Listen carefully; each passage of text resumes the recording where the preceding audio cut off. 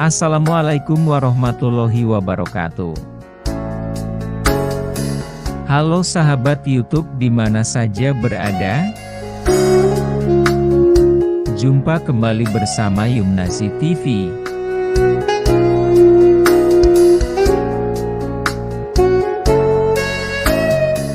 Alhamdulillah atas izin Allah, Yumnazi TV masih terus menelusuri tempat-tempat bersejarah di mana saja berada.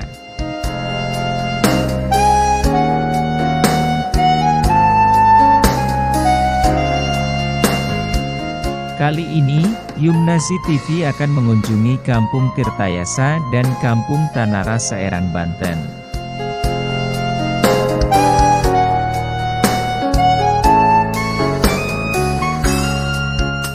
Sebelum lanjut ke penelusurannya, jangan lupa dukung terus Yumnazi TV dengan cara like, komen, dan subscribe.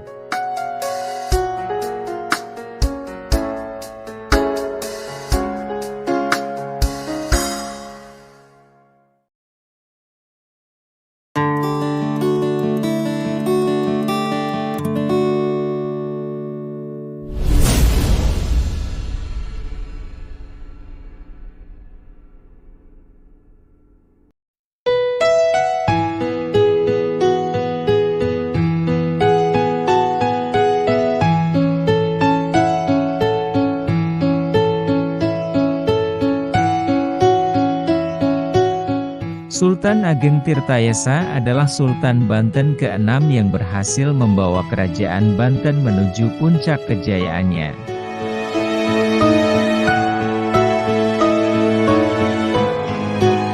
Sultan Ageng Tirtayasa atau Pangeran Surya, berkuasa pada tahun 1651 sampai tahun 1683.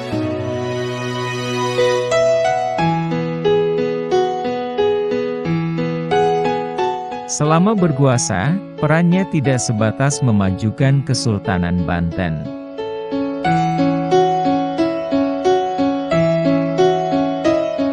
Raja dari Banten yang gigih menentang VOC adalah Sultan Ageng Tirtayasa.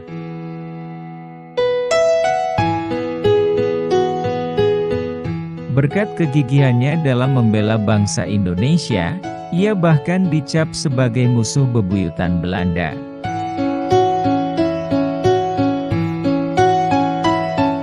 Sultan Ageng Tirtayasa adalah putra dari Sultan Abu Al-Ma'ali Ahmad, Sultan Banten kelima, dan Ratu Martakusuma yang lahir pada 1631.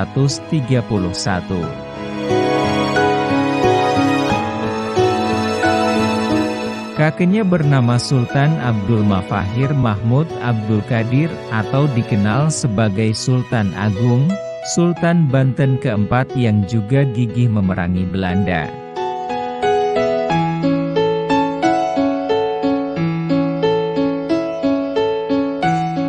Setelah ayahnya wafat pada 1650, Sultan Ageng Tirtayasa diangkat oleh kakeknya sebagai Sultan muda dengan gelar Pangeran Dipati.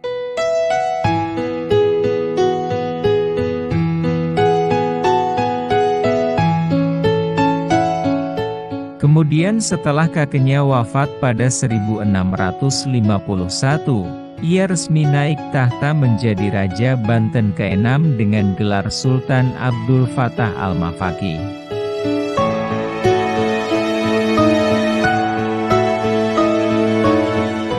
Dari istri-istrinya, Sultan Ageng Tirtayasa memiliki 18 orang anak. Putranya yang terkenal adalah Sultan Abu Nasyar Abdul Kahar atau Sultan Haji dan Pangeran Purabaya.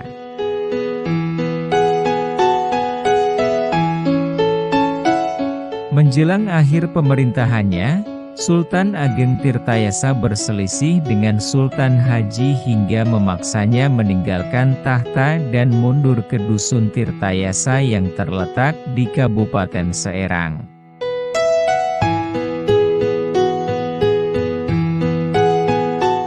Nama Sultan Ageng Tirtayasa dikenal setelah dirinya mendirikan keraton baru di tempat tersebut.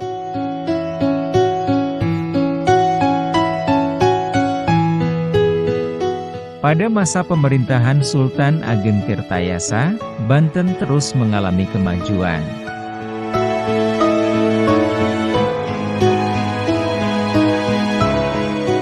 Sultan Ageng Tirtayasa adalah salah satu raja di Nusantara yang gigih menentang pendudukan VOC di Indonesia.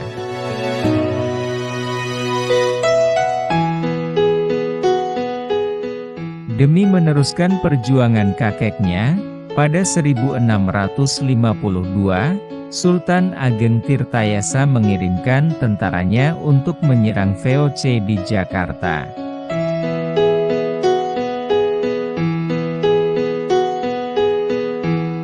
Sejak saat itu, pertempuran antara Banten dan Belanda terus terjadi.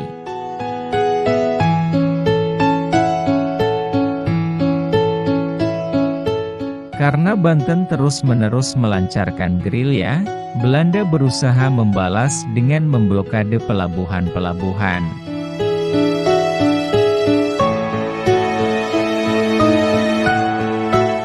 Namun, hal itu tidak menyurutkan semangat Sultan Ageng Tirtayasa untuk mengacaukan Belanda.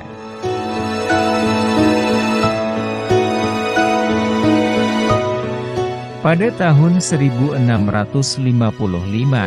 VOC mengirim utusan ke Banten guna mendesak Sultan Ageng Tirtayasa untuk memperbarui perjanjian perdamaian 1645.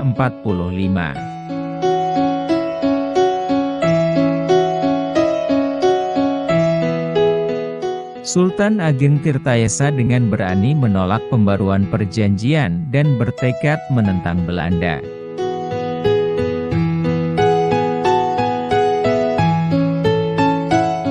Pada tahun 1656, perlawanan Sultan Ageng Tirtayasa terhadap VOC dilakukan dengan cara melakukan sabotase dan perusakan kebun tebu serta pabrik-pabrik penggilingannya.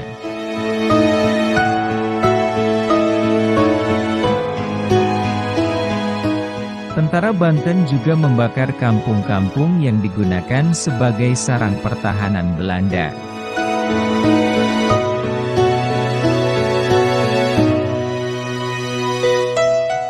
Di samping itu, Kerajaan Banten juga berhasil menguasai sejumlah kapal VOC dan beberapa pos penting.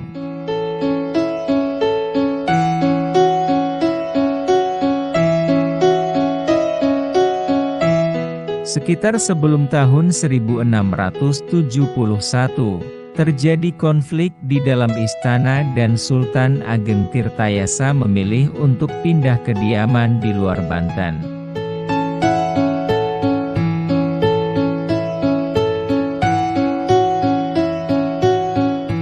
Hal ini dilakukan untuk mencegah kudeta yang sewaktu-waktu bisa dilancarkan putra pertamanya, Sultan Haji.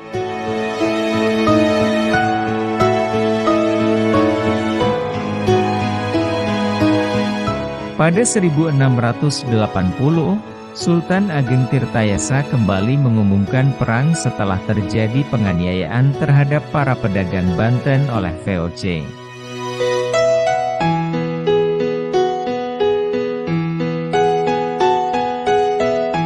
Siasat VOC pun berhasil, hingga Sultan Haji mau bekerja sama dengan Belanda demi meruntuhkan kekuasaan ayahnya.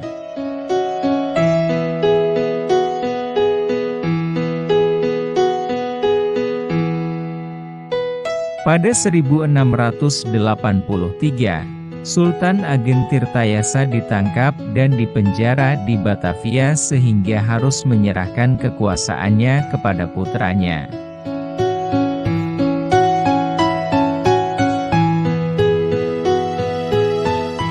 Sultan Ageng Tirtayasa meninggal dunia dalam penjara pada 1692 dan kemudian dimakamkan di Komplek Pemakaman Raja-Raja Banten.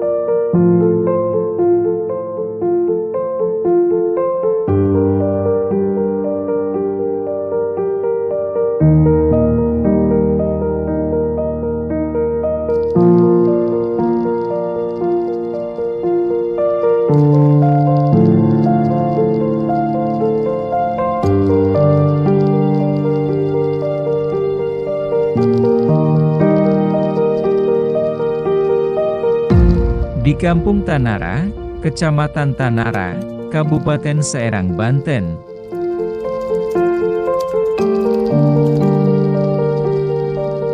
Terdapat sebuah masjid yang dikenal dengan Masjid Agung Tanara.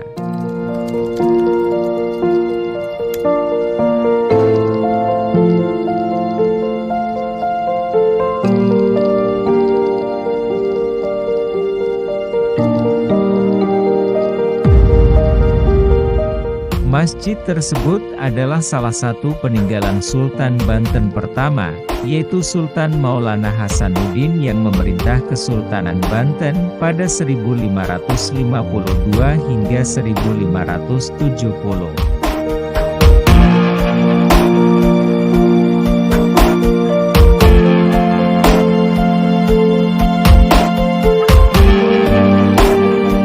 Pada umumnya masyarakat mengenal masjid tersebut adalah peninggalan Syekh Nawawi.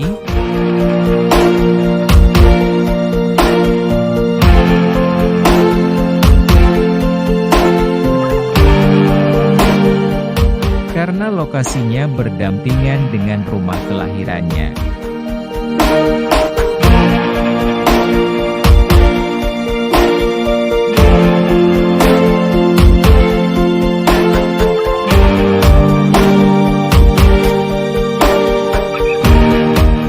Padahal, masjid tersebut merupakan peninggalan Sultan Maulana Hasanuddin.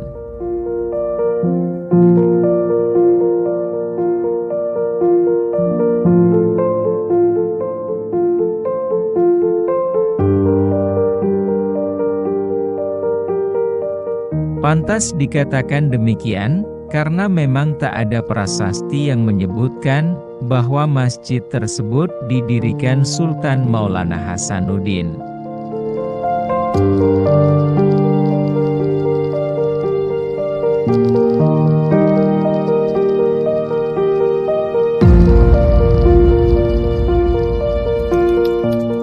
Pada sisi lain, masyarakat sekitar Tanara mengait-kaitkan bangunan tersebut dengan dunia spiritual.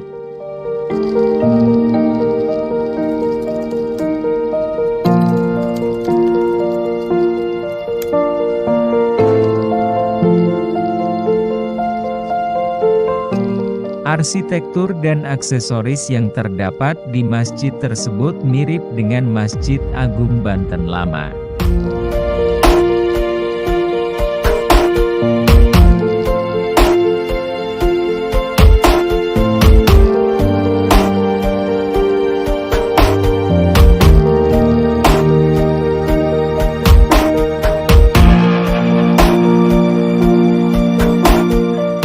Masjid tersebut tergolong lebih dahulu dibangun daripada Masjid Agung Banten yang terletak di Banten Lama.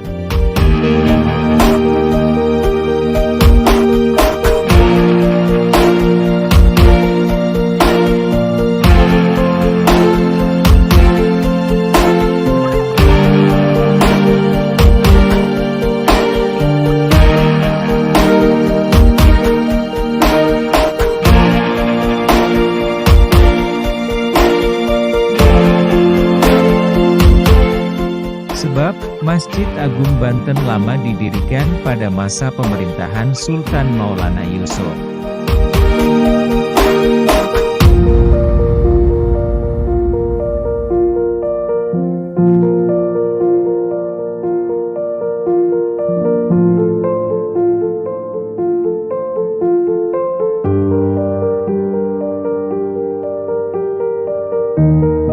Masjid tersebut bukanlah satu-satunya masjid bersejarah.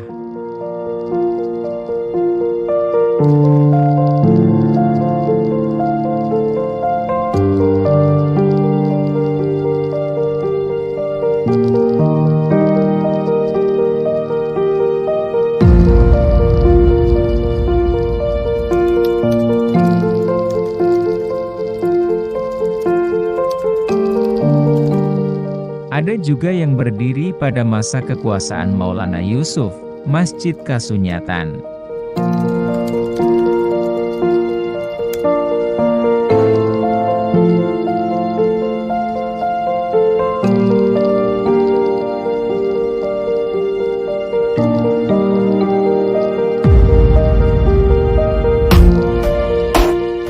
Masjid tersebut berdiri antara 1552 sampai 1570.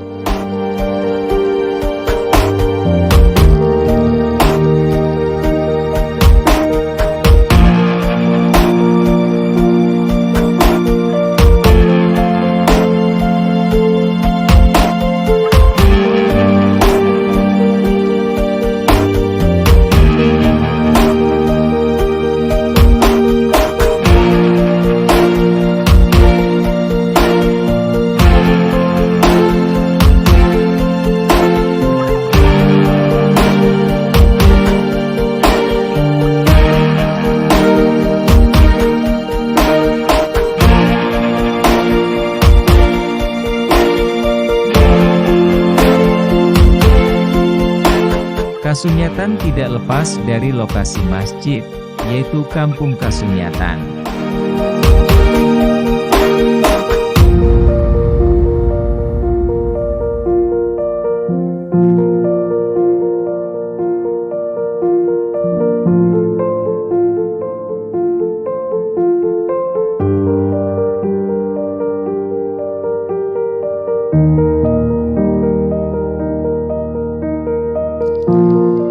Menurut beberapa sumber, Kampung Kasunyatan menjadi tempat tinggal ulama-ulama pada masa Kesultanan Banten.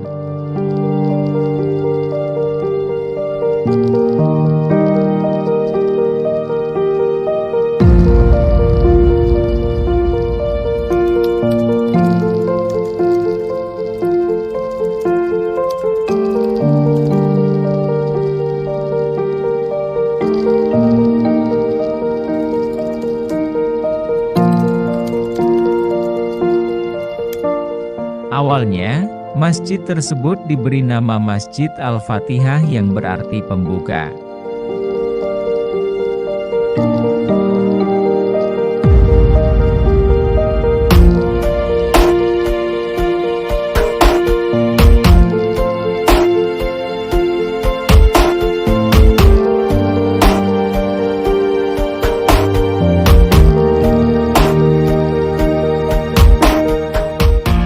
Dilihat dari segi fisik, bangunan tersebut masih bercorak khas bangunan kuno.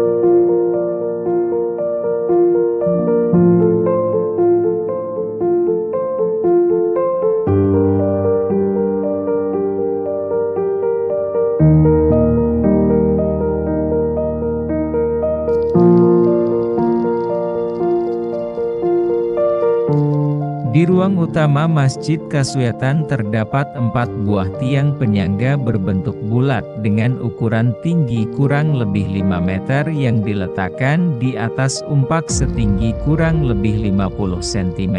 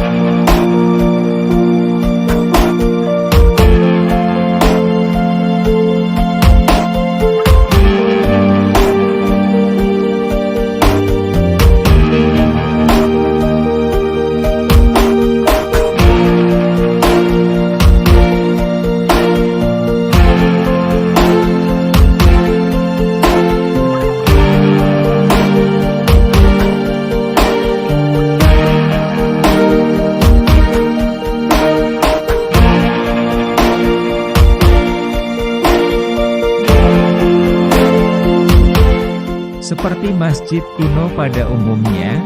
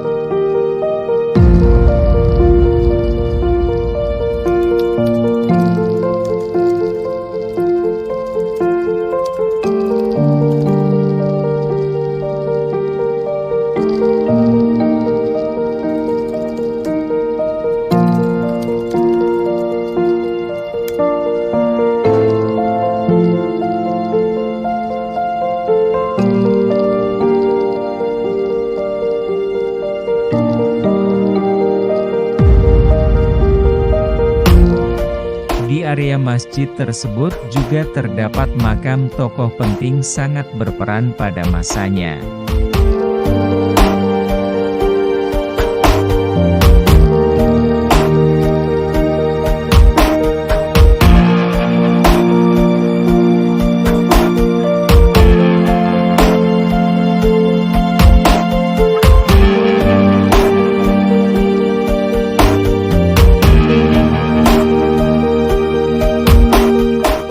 Adapun tokoh yang dimakamkan di sekitar Masjid Kasunyatan,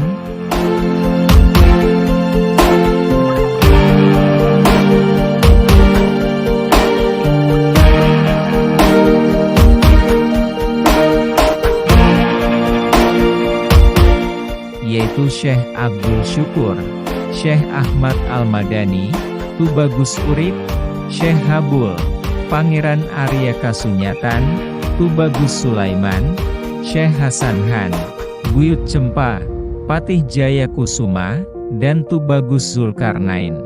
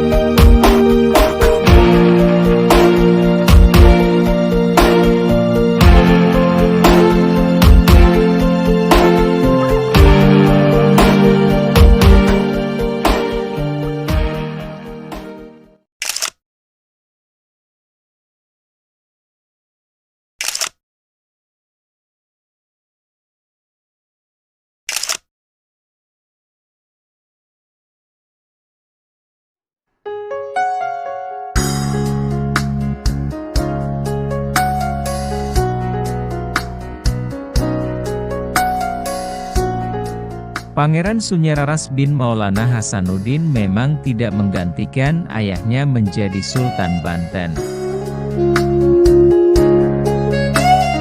Yang menggantikan ayahnya menjadi Sultan Banten adalah kakak kandungnya yang satu ibu yang bernama Maulana Yusuf. Tetapi kemudian di suatu masa nanti akan ada keturunannya yang akan mengharumkan nama Banten ke seluruh penjuru dunia. Pangeran Sunyaras dikenal juga dengan nama Pangeran Tajul Arasi. Ibunya adalah Nyai Ratu Kirana Purnamasidi, putri Raden Fatah, Raja Demak Bintoro.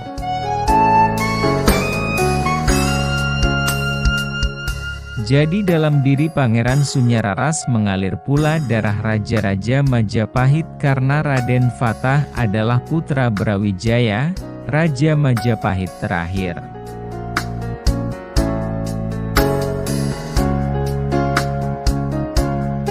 Pangeran Sunyararas pula keturunan Syekh Abdul Qadir Al-Jailani, karena istri Raden Fatah, Syarifah Siubanci, cucu Syekh Kuro Karawang, seorang Syarifah beribu Cina, adalah keturunan Syekh Abdul Qadir Al-Jailani.